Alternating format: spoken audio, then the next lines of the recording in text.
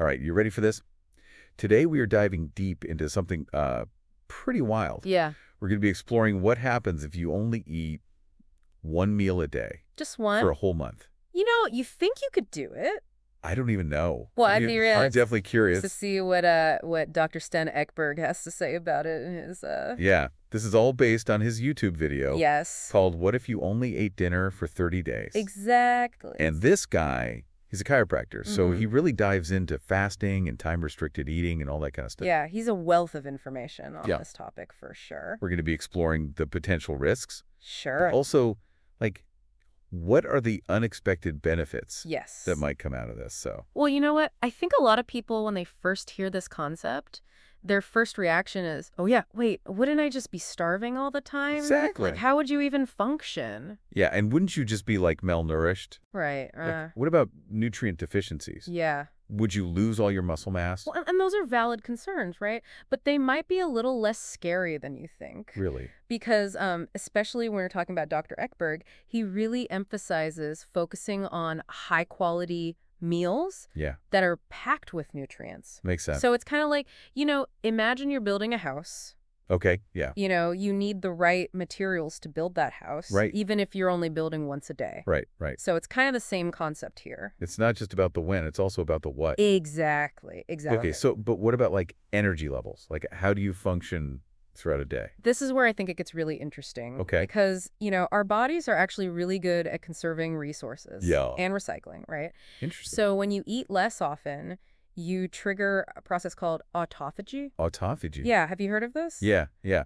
It's basically like spring cleaning for your cells, but like way more intense. Okay. And actually impactful, I would say. So what's actually happening on like a cellular level? So basically, when we're talking about autophagy. Yeah, it's this highly regulated process that basically affects everything from energy production to even to immune function. Wow. So imagine your cells, they have these little tiny recycling plants. Okay. And what they're doing is breaking down these old components. Oh, wow. And then repurposing them for new growth. Okay. And guess what? That includes muscle tissue too. Really? So it actually breaks down muscle? It does, but it can also help preserve muscle mass. Interesting. Especially when you factor in like the increase in growth hormone that happens with fasting. Okay.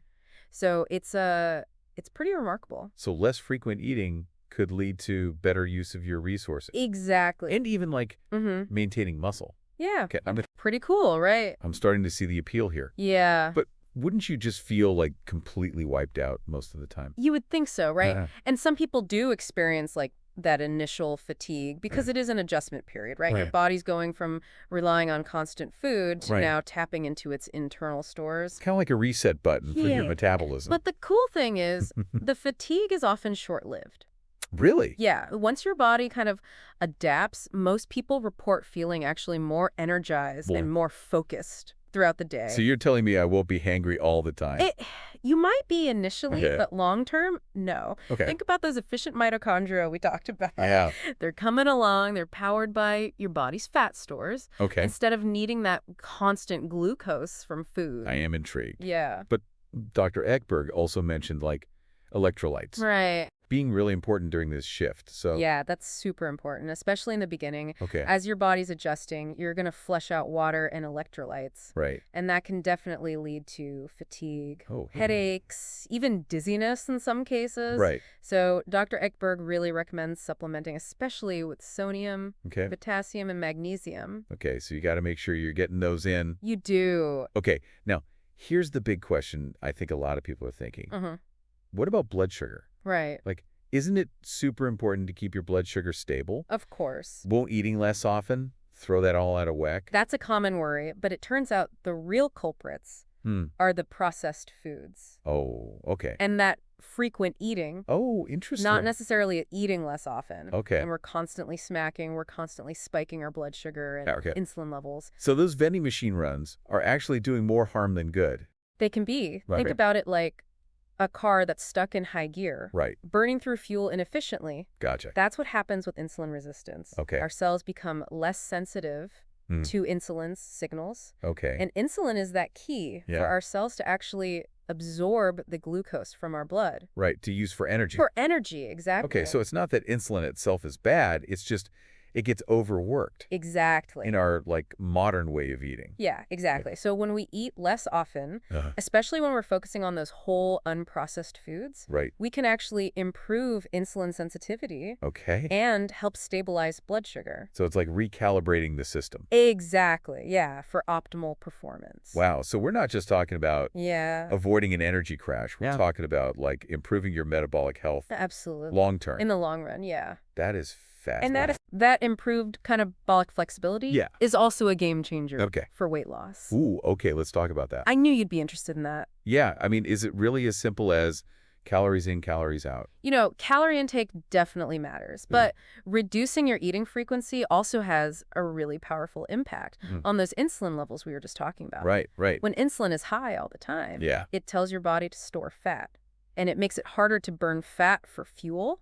So you're saying by, like, giving your body a break from constantly eating, you're actually allowing it to tap into those fat stores more efficiently. Exactly. Wow, this is making me rethink my whole relationship with food. It's pretty cool, right? It is. It makes you kind of rethink the way we've been taught about eating. Is there a, like, specific type of food that works best with, like, this one meal a day approach? Well, Dr. Ekberg, again, he suggests prioritizing those quality whole foods we've been talking about. So things like lean protein, healthy fats, non-starchy vegetables. Those will keep you feeling full and satisfied and provide the nutrients your body really needs. So things like, what was it? Salmon? Avocado? Yeah, salmon, avocado, broccoli, all those good things. Okay, so it's not just about deprivation. It's about making smart choices. Smart choices, yeah. That nourishes your body. Yeah. Okay, I like that. It's a positive spin on it. Is there anything else we should be aware of? You know, another benefit that often gets overlooked is gut health.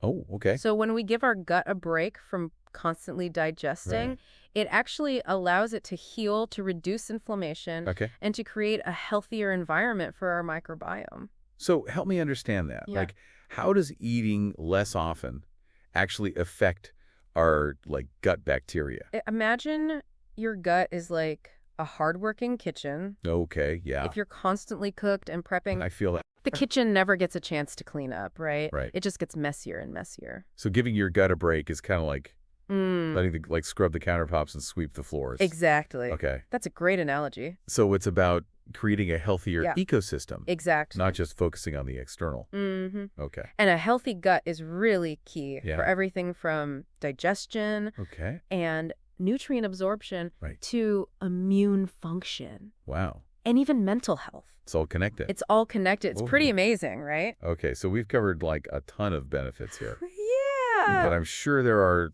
like, some things to be cautious about. Right. There are definitely some considerations. Right. Yeah. So what should people, like, watch out for? Well, first of all, this approach isn't for everyone. Like, for instance, it's not recommended for underweight individuals or people who rely on insulin. And, of course, pregnant women. They need to be, got to be a lot more careful. Prioritizing consistent calorie and nutrient intake. Yeah. What about people who are, like, super active? Yeah. Or, you know, just have a hard time eating, like, all their food in one sitting. Right. Are there, like, other options for them? There are definitely alternatives. Okay. You can still get a lot of the benefits by adjusting, like, your meal frequency and your timing. So instead of one meal a day, maybe try 2 meals within a shorter eating window. You're still giving your body a significant break from digestion. Another option is to incorporate a fasting mimicking diet. Oh, yeah. A few days a week. What's a fasting mimicking diet? Basically, you're tricking your body into thinking it's fasting without totally abstaining from food. Interesting. So you drastically reduce your calorie intake for a few days, usually to like 500 to 800 calories. So like eating something, but just very small portions. Yeah, very small portions. And you're focusing on very specific foods. Dr. Kipberg gives an example of eating like 3 avocados throughout the day. It provides about 800 calories. It keeps the protein and carbs really low. So you can still get some nutrients, but it's a significant reduction. It's enough to like trigger those cellular cleanup processes. Exactly, yeah. So that's a good option if you can't go the full day without eating. So even if like one meal a day isn't the right fit for everyone, there's still ways to like... There are. Apply some of the principles. Absolutely. Okay. Yeah. This is really eye-opening, I have to say. Yeah, it's pretty cool stuff. I'm feeling like kind of inspired to experiment with some of these ideas. I am too, definitely. But for people who are ready to go for it and try the one meal a day approach, what are some like tips? Yeah, good question. To make the transition a little smoother? Yeah. Well, first and foremost, listen to your body. Okay. Don't jump in head first. Right. Especially if you're coming from like a standard American high-carb diet. Okay. Start by gradually reducing your eating window. So maybe skip breakfast, then push lunch later and later. Right. Until you're comfortably eating just dinner. Okay, so like a gradual approach. Gradual approach is key. Gotcha. What about the content of that one meal? Any advice there? Quality whole foods. Again.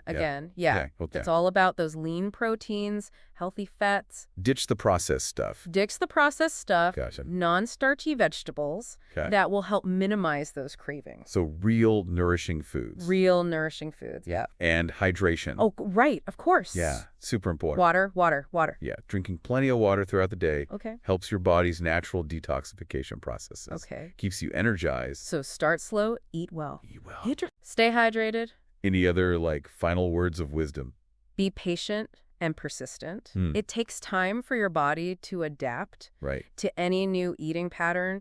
Don't get discouraged. Okay. If you have initial challenges like headaches or fatigue, just stick with it. Stick with it and trust the process. This isn't about restriction or deprivation. It's about creating. It's about working with your body's natural rhythms and hunger signals and finding what works for you. Okay. It's about empowerment. I love that. It's about empowerment, not punishment. Exactly. Okay, cool. And of course, with any dietary changes, it's wise to consult with your healthcare provider. Right. Always a good idea. Yeah, especially if you have any underlying health conditions. Okay, so we've covered a lot of ground here. We have. What are like some of the key takeaways you'd like our listener to walk away with? Well, I think first and foremost, reducing your eating frequency can have a huge impact on your health. Right. I mean, from cellular cleanup, improved metabolic health. And even, like you said, weight loss. A happier gut. Yeah. There's a lot to gain. And even if like one meal a day isn't the perfect fit for every single person, there are ways to like apply some of these principles and just create a healthier lifestyle. Exactly. It's all about finding what works for you. And making those gradual, sustainable changes. Gradual, sustainable, that support your well-being. This has been so enlightening. I feel like I've learned so much. Yeah, me too. About like... It's amazing what our bodies can do. How adaptable and powerful our bodies really are. When we give them the right signals, it's pretty amazing. This is a good place to pause. Okay. I think. Sounds good. When we come back, we'll dive into some additional things for people to consider. Yeah. If they're curious about excellent experimenting with this one meal a day thing. Looking forward to it. So stay tuned. Yes. Welcome back. Okay, so... It's great to be here. Before the break, we were talking about shifting our perspective on food, seeing it as like a tool for health and well-being. Absolutely, as a strategic tool. Right, and I think that ties in really well with what we've been talking about with like one meal a day. Yeah, it's not just about like deprivation. It's about making these intentional choices. Right, that actually align with like your goals. It's a powerful shift, you know, when we start to see food. Yeah. Not as just like instant gratification, but as something that's going to nourish us long term. It changes the whole game. Supporting our like health aspirations. Yes. Not just our taste buds. Yeah. Satisfying that immediate craving. Exactly. Okay, so let's talk about like sustainability. Well, that's a good point. We've talked about all these potential benefits. But is this really something that like people can maintain long term? That's the million-dollar question, right? Right. And it's a question only you can answer, really. It's down to your lifestyle, your preferences, what you're hoping to achieve. Right. Some people absolutely thrive on this approach, and they feel amazing. Yeah. Others prefer a more like flexible approach or like a cyclical approach. There's no one size fits off. So it's not about forcing yourself into like a rigid structure. No, not at all. It's about discovering what works for you. And that might look like experimenting with different like eating windows. Absolutely. You know, meal frequencies. Meal frequencies, you can play around with it. Or even those fasting mimicking days that we talked about. Exactly. Okay, so it's more about the journey. Yeah. Of like figuring out what fits your life than like sticking to this... To a rigid set of rules. Rigid set of rules, okay? Oh, exactly. And it's not about being perfect. No, right? Not at all. It's about, like, making progress. It's about progress. It's about taking steps towards a healthier lifestyle. Okay, so even, like, small changes. Small changes can make a big difference over time. Can make a difference, yeah. Yeah, absolutely. Okay, that's encouraging. I think so, too. You don't have to, like, overhaul... It doesn't have to be this big. Your whole life. Overwhelming thing. Overnight. Yeah. To experience some benefits. Yeah, and that makes it a lot more sustainable for people. Right, because if it feels too extreme, you're more likely to, like, give up. Exactly. Right. It's about finding something you enjoy that you can stick with. Okay, so this has been really eye-opening. It's been great. I feel like we're like... It's been fascinating. Uncovered a whole new way of, like... thinking about food. Yeah, the whole paradigm shift around it. Right. It's really fascinating. And its impact. Yeah. On our health. More powerful than we think. Okay, so... Yeah. What are some of, like, Dr. Ekberg's kind of practical tips for making this good question transition smoother? Well, he really stresses starting slowly, especially if you're, like, coming from a high-carb diet. Yeah. Gradually reduce your eating window. Focus on those quality whole foods. Right. So it's like a recurring theme here. It is a recurring theme, but it's important. Ditch the processed stuff. Embrace the real nourishing foods. Real food. Yeah. Okay. And, of course, hydration. We're going to stay hydrated. Hydration, yeah. Super important. Okay. So drink plenty of water throughout the day. Start slow, eat well, stay hydrated. Those are the key things. All right. Any other? Yeah, one other thing he mentions is not making it a competition. Oh, what does he mean by that? He's saying this isn't about proving anything to anyone. Okay. Or comparing yourself to others. It's not about, like, bragging rights. No, not at all. Okay. It's about finding what works for you. Okay, so it's like a personal journey. It is a personal journey. Of, like, self-care and self-discovery. Exactly. Yeah. And he also encourages a cyclical approach. A cyclical approach, yes. What does that mean? Well, he's basically suggesting that we vary our eating patterns to prevent plateaus. So it's not and to keep our body adapting. Sticking to, like, one meal a day? Not necessarily, no. Forever. Our bodies are very adaptable. Right. But they can also become complacent if we stick to the same routine for too long. So it's about, like, shaking things up. Yeah, you got to keep things interesting for your body. Keep our metabolism on its toes. That's a great way to put it. Okay, so, like, what are some tips for, like, incorporating this cyclical approach? Well, he suggests listening to your body's feedback and adjusting accordingly. So, like, if you're... for example, yeah, if you're hitting a weight loss plateau, you might shorten your eating window. Or you might add in a few of those fasting mimicking days. Okay, so it's about being, like, intuitive and responsive to your body's needs. Exactly. Okay. And he says this can help with, like, avoiding nutrient deficiencies. Absolutely, because by varying your patterns, you're making sure you're getting a wider range of nutrients. Okay, so we've talked about, like, listening to your body. Listening to your body's key. Avoiding comparison. Yeah. Embracing a cyclical approach. Yeah. Any other pearls of wisdom? Let's see. I think we've covered most of it. Before we wrap up. You know, one thing, just to reiterate what we said before. Okay. It's about starting slowly. Right. Especially if you're transitioning from a high-carb diet. Right. Focus on those quality whole foods. Okay. It'll help minimize cravings. Right. And those blood sugar swings. So ditch the dunk. Embrace the real nourishing foods. Real food. It's worth repeating. Okay. And then, of course, hydration is key. Water, water, water. Yeah. Drinking plenty of water throughout the day. Okay. So...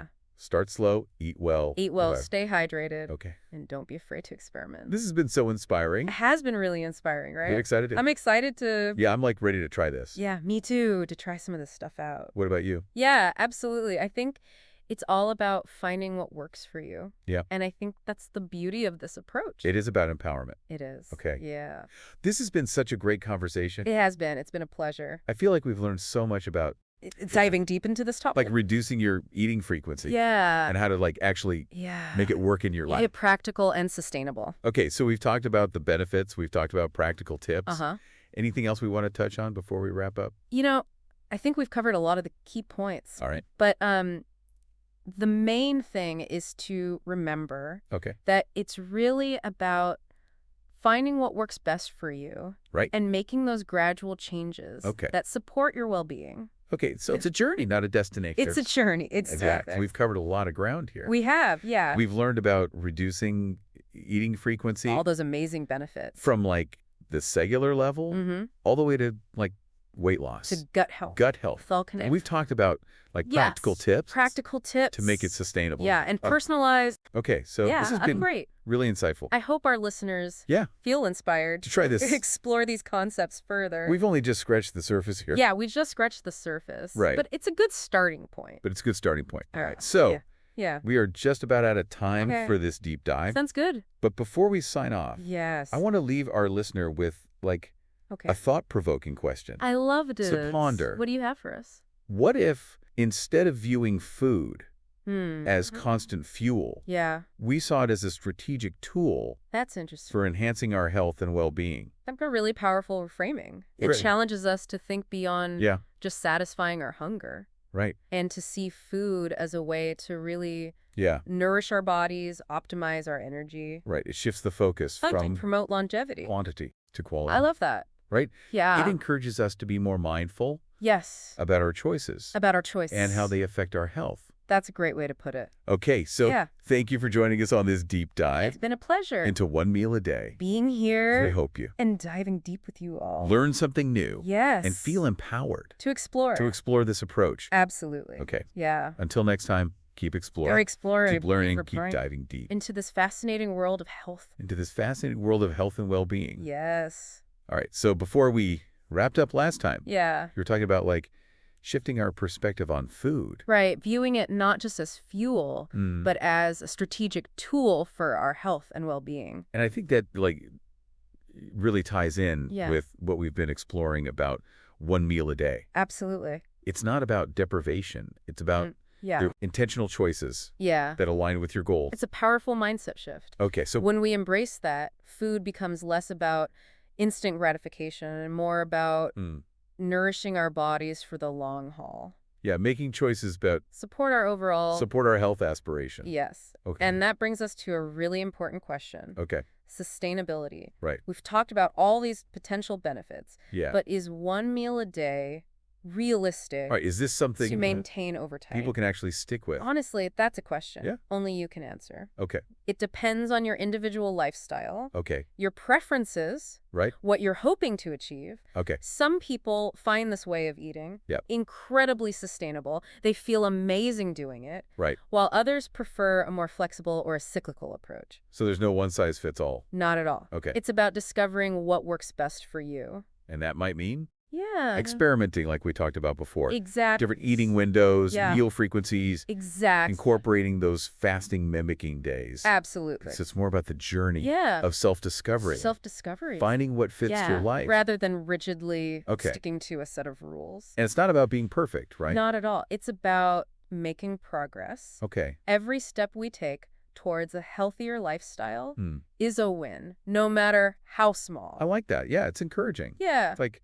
you don't have to overhaul your whole life. Exactly. It doesn't have to be this big, overwhelming thing. Yeah. You can make gradual changes and still reap the benefits. Okay, cool. So this has been a really eye-opening conversation. Yeah, it has. It feels like we've uncovered like a whole new way of thinking about food. Way of thinking about and its potential impact on our health. It's been such a pleasure. Yeah, likewise. Diving deep into this topic with you. It's been fascinating. And I really hope our listeners, like... Yeah, I hope they feel empowered. Feel empowered to explore these concepts. To try it out. And, like, see how it can transform their relationship. Their relationship with food. With food. Yeah.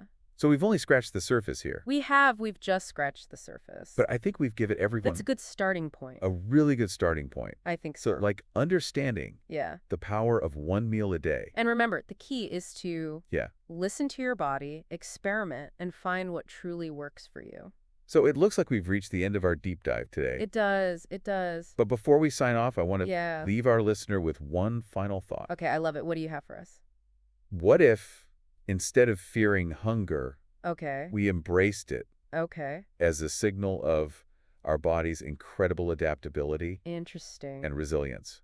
That is a powerful reframing. Right. It challenges us to see hunger not as something negative, but as a natural part of our body's ability to heal and thrive. This has been an incredible deep dive. It really has. We've covered so much from the science. So much good stuff. Behind one meal a day to practical tips. We're making it sustainable. We're making it work. And personalized. And we've like challenged conventional thinking. Challenged the dogma. About food and hunger. Right. And like our body's ability to thrive. To thrive in ways we might not expect. Okay, so thank you for joining us on this journey of exploration and discovery. It's been a pleasure. And until next time, keep questioning. Keep questioning. Keep learning. And keep diving deep into this fascinating world of health and well-being. Absolutely.